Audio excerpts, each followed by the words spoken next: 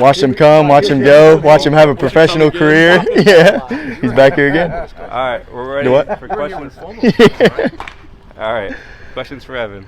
Evan, you came in as a catcher, and now you're kind of flipping back to it. What's it like getting into that routine and just kind of readjusting to a different, way of doing things? Man, it's pretty awesome. God works in mysterious ways, man, and coming in and being behind guys like Connor Pavoloni, Landon Gray, even Jackson Greer, seeing some really elite catchers.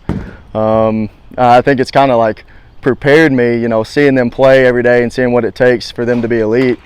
I think it kind of prepared me for this upcoming season, and I think Charlie Taylor, I think he's good enough to really give us a chance to win a Super Regional again and go back to Omaha, but I feel like I would be doing myself an injustice, and along with the entire state of Tennessee, if I didn't give it my all. So I think it's going to be cool.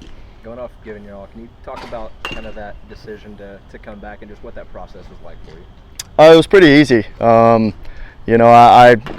had some intentions on playing pro ball, but given the opportunity to come back and play one more year and then play pro ball after, just being able to come back around the guys and have a chance to do more than we did last year, it was a pretty easy decision to see what we can do. When did they approach you, or you approached them about possibly catching? So that was part of the deal of me coming back.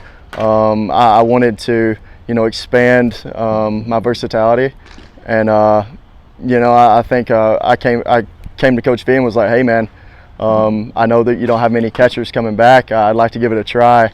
And he was like, we'd be open to giving you opportunity, but it's not going to be easy. And he'd be lying to me if he thought that I was going to get to play much. And I put in a lot of work, man. Me and Coach Elander, we've really been on the same page, and I've been grinding to try to get to the point of being able to handle the big dogs on the mound. So I think it's going well. What do you feel like been the, not easy, but the easiest part of the transition and the things that you're continuing to harp on to get better at? I know the game. I've been around the game for a while. It takes a lot to rattle me at this point, I believe. I'm an old guy. I'm going to be one of the older guys on the field, and I know certain situations, and I can handle a lot of young guys that are going to be on the mound. I think that's going to be what I bring to the table most. I'm working on getting certain pitches and being able to throw runners out, but I feel like I'm going to be able to be a general out there. Since jumping back into the position, have you learned anything new about yourself and that position? I've learned that it's hard on the body, man. I wake up out of bed and I got to do a little more mobility than I used to. But I've also learned that these guys are throwing 100, and they're up there, and they're trying to, relax themselves. And I've learned that I've got to be, a guy that can go out there and calm them down and, kind of control things. So that with trying to stay healthy, man, it's a learning process every day. You've seen a few freshman classes come in now. How high caliber are the bats that some of these guys came in with now compared to maybe 5-6 years ago? Man, if anybody watched the home run derby, Blake Burke's got some thump. He's pretty talented, but the guy that has impressed me most is Christian Moore. Y'all see him Saturday if you come to the game. He's a pretty talented individual. He brings a lot of confidence that many freshmen don't have, and I think he's going to actually be able to help us quite a bit, along with Chase Burns. That's going to be throwing some fuel. So you mentioned Burns. What about him and then the two transfer pitchers that have stood out to you? Chase Burns, he's elite in the category of coming in and having confidence, and he's a guy that can make adjustments throughout the outing. If a certain pitch isn't working, he's okay to admit it and going with something else. So being able to see him have the maturity that most guys don't have at this age, it's special. And then Dollander and Halverson, they're going to help us out a lot. That was two pretty major pickups that most teams didn't get, so it's going to help. What's it been like welcoming those guys in, and knowing the history you have here, and just kind of Vitello talks about you bleed orange, and bringing those guys in and kind of establishing them in this culture. Seth Halverson, he's got a background to him. He's pitched on Friday nights in this league. He's done the deal, and he's been through it. So I think it has been an adjustment for him, but it's been pretty easy to have him come in, and he does, he knows what his routines are. He's kind of a professional in that aspect. But and then having Chase Dollander, I mean, him coming in, he's came right into the culture and kind of, you know, adjusted his work ethic, and he's put on a lot of good weight, and his fastball is jumping even more than it did. So I think they've kind of adapted to us, and we'll see if it portrays on the field.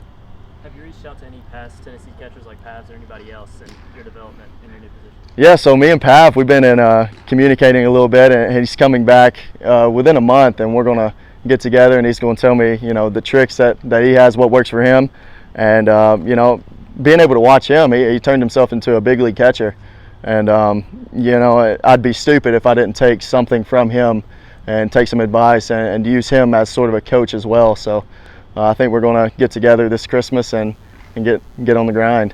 Couple more.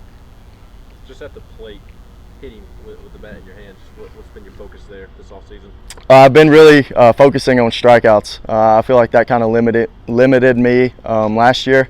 I think the power is still going to be there, but I think if I put the ball in play a little more, I think better things will happen. So that's been my approach this fall, and it's been working pretty well. But trying to get back within myself, understanding the zone a little bit better, and you know, staying within myself.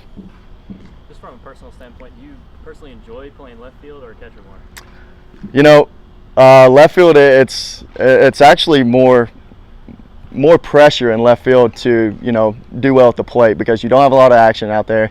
You're expected to perform in the box and score some runs. So I think I enjoy catching during the fall. Right now I've enjoyed catching more, just because I'm always involved.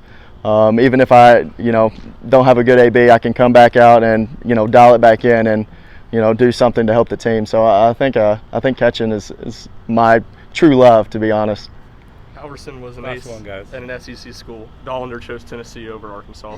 Just the allure that this program has gained in the past few years, does that feel surreal to you at this point, everything you've seen? You know, it's pretty cool, and especially bringing in a recruiting class that we did. We finally got a lot of talent that we've been, you know, trying to create since I've been here. So, but I think it goes to show you the program, the fans, the facility changes that are about to happen. I think it just shows that there's a lot of people willing to, you know, perform in this program. And as you can tell, the fans from last year, they were rowdy, and they enjoyed coming out here, and I think that kind of feeds into us. So to be honest, any of the fans that were rowdy at the football game last week, if they ever want to come out to Lindsey Nelson, you know, you're always accepted. So Thanks, Evan.